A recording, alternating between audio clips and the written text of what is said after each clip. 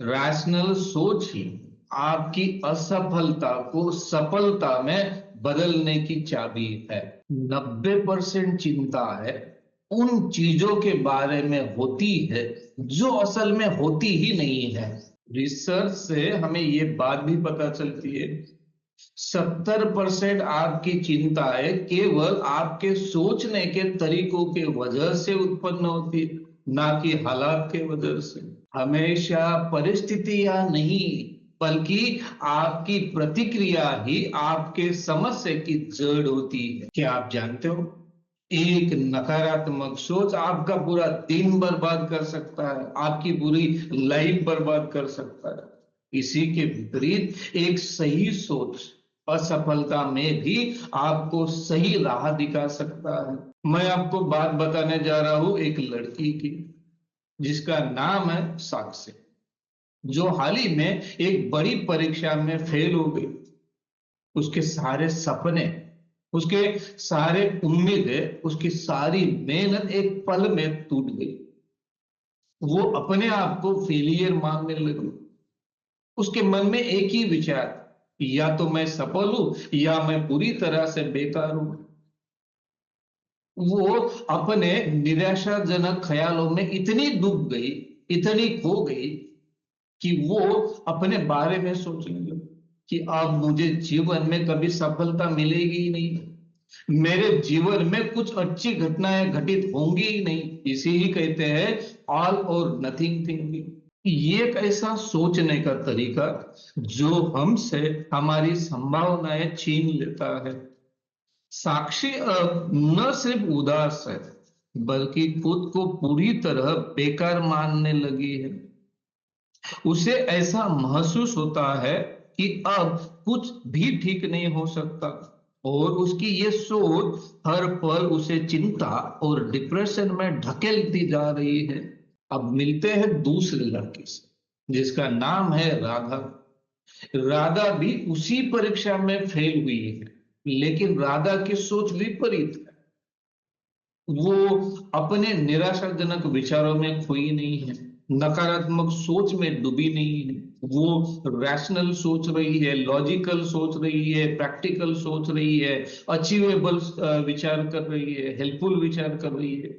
राधा के लिए भी ये परीक्षा उतनी ही महत्वपूर्ण थी जितने की साक्षी के लिए। फेल होने पर राधा को भी बुरा लगा, लेकिन राधा ने इस असफलता के लिए अपने आप को दोषी नहीं। साक्षी की सोच में और राधा की सोच में एक फर्क था। राधा ने अपने आप से कहा कि ये असफलता मेरे कोशिशों का अंत नहीं है बल्कि सीखने का एक मौका।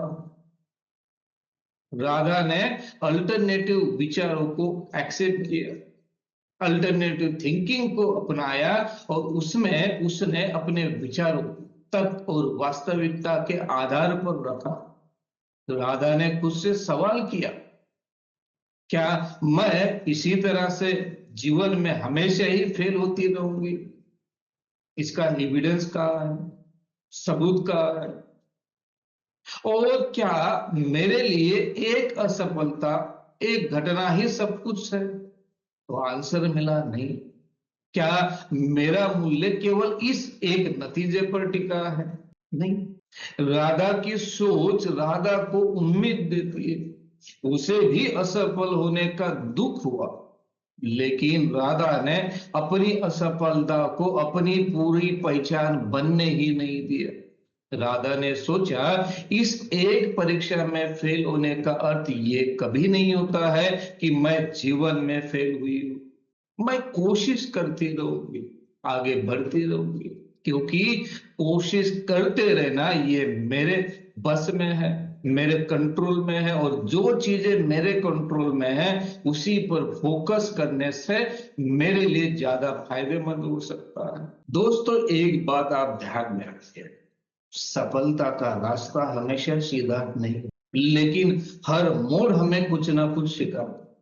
रिसर्च से हमें ये पता चलता है जो लोग अपनी असफलता को सीखने का मौका देते हैं जो लोग अपनी असफलता को सीखने का मौका देते हैं, वही लोग मानसिक रूप से अधिक मजबूत और सफल होते हैं।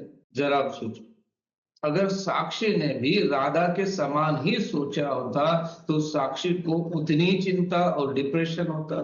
क्या साक्षी चिंता और डिप्रेशन में फंसी होती? बिल्कुल नहीं। दोस्तों, आपकी सोच ही आपके मानसिक स्वास्थ्य की दिशा तय करते हैं। और नथिंग थिंकिंग ये बहुत ही कॉमन कॉग्निटिव डिस्टॉर्शन है, जो हमें या आपको या तो जीत की चाहत में ढकेल देता है या हारने के डर में फंसा देता है। अगर आप भी अपनी सोच राधा के समान लॉजिकल, प्रैक्टिकल, रिसर्च ओरिएंटेड और हेल्पफुल बनाते हो, तो आप भी अपनी चिंता को, अपने डिप्रेस फीलिंग को दूर रख सकते।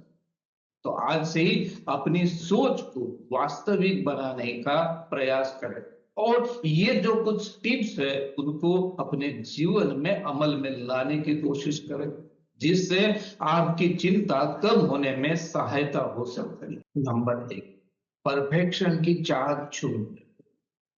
इस दुनिया में कोई भी चीज परफेक्ट नहीं है।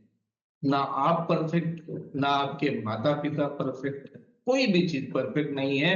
तो परफेक्ट अगर कोई चीज है ही नहीं, तो उसकी चाहत रखना ये ना लॉजिकल है, ना प्रैक्टिकल है, ना ही अच्छे है। लेकिन ये जो चाहत है परफेक्शन की, ये आपको मानसिक अशांति में ढकेल देती है और इसी से आपकी चिंता उत्पन्न होती है।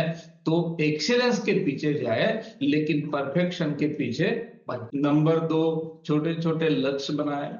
एक बार में सब कुछ हासिल करने की जरूरत, छोटे छोटे स्टेप्स पर ध्यान दे। ऐसा करने से आप प्रगति महसूस करेंगे। नंबर 3, वास्तविकता को जांचे।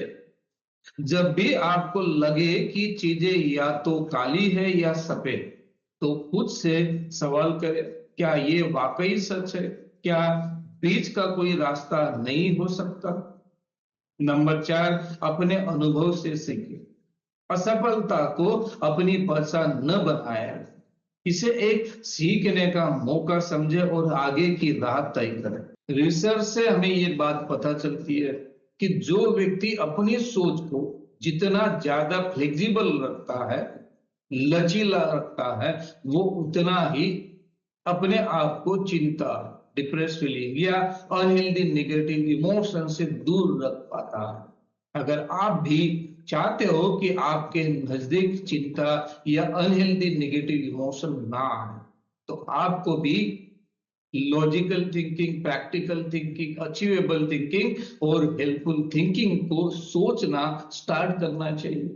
अगर आप भी इसी प्रकार की समस्या से जूझ रहे हो, तो आप भी सीबीटी का सहारा लेकर अपनी चिंता से अपने आप को छुड़ा सकते हो। अगर ये वीडियो देखने के बाद भी अगर आपकी चिंता कम नहीं होती है, तो आप किसी साइकेट्रिस्ट या साइकोलॉजिस्ट को दिखाए या आरबीटी या सीबीटी थेरेपिस्ट को दिखाए। वीडियो देखने के लिए आपका धन्यवाद। ये इंफॉर्मेशन औरों को शेयर करना ना भूले। वीडियो पसंद आई हो तो लाइक भी कर दे और अभी तक अगर आपने इस चैनल को सब्सक्राइब नहीं किया हो तो अभी इस चैनल को सब्सक्राइब करें। मिलते हैं नेक्स्ट वीडियो में, तब तक के लिए रैशनल सोचे, हेल्दी रहे।